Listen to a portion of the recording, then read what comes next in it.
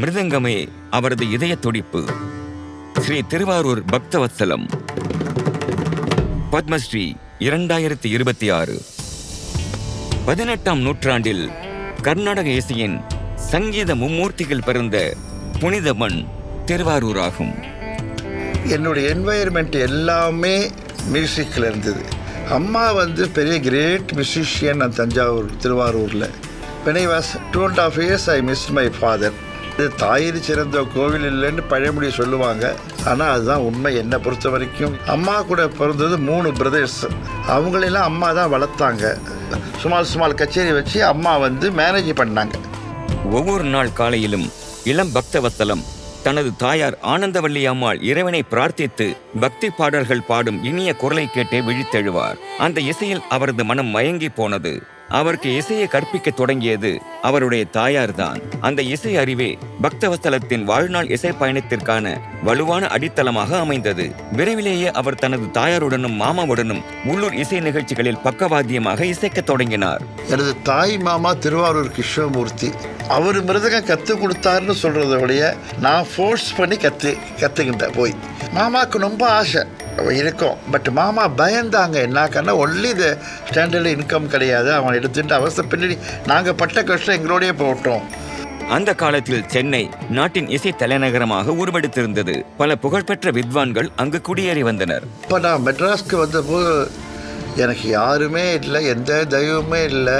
அம்மா வரத்துக்கு பயந்தாங்க. நான் ரூம் எடுத்துட்டு அம்மாவை கெஞ்சி கூத்தாடி நான் கூப்பிட்டு வந்தேன். பாவம் அவங்க எந்த அளவுக்கு சாக்ரிஃபைஸ் பண்ணியிருப்பாங்கன்னு எல்லாம் தாக்க முடியாது. ஒரு சின்ன ரூமில் எனக்கு அவன் அட்ஜஸ்ட் பண்ணியிருந்தாங்க. இப்போ டெனண்ட் நாங்கள் 4-5 பேர் ஒரே காலனி மாதிரி இருக்கும். அவங்க எல்லாமேக்கும் டிஸ்டர்ப் பண்ணக்கூடாதுங்கிறதுனாலே பெரிய பெரிய கட்டனை வாங்கி அந்த ஜன்னலில் ஃபுல்லாக போட்டுட்டு வாசிப்பேன். இந்த மாதிரி 10 வருஷம் நான் பண்ணியிருக்கேன் சார்.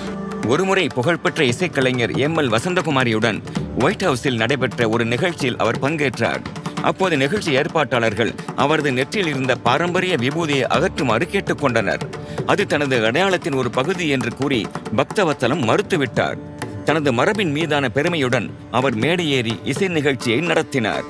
1992ஆம் ஆண்டு பார்சிலோனா ஒலிம்பிக்ஸில் அவர் நிகழ்த்திய இசை அரங்கேற்றம் பெரும் கவனத்தை ஈர்த்தது. அதைத் தொடர்ந்து மறைந்த மேதை மாண்டலின் சீனிவாசுடன் உலக சுற்றுப்பயணத்தில் பங்கேற்றார்.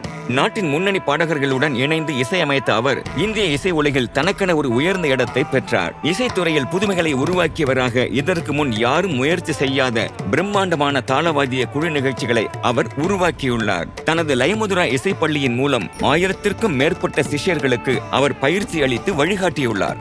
கற்க கசடர கற்பவை கற்றபின் நிற்க அதற்கு கற்க தகுந்தவற்றை முழுமையாக கற்ற பிறகு அந்த நெறிகளின்படி வாழ வேண்டும் என்பதே அதன் பொருள்.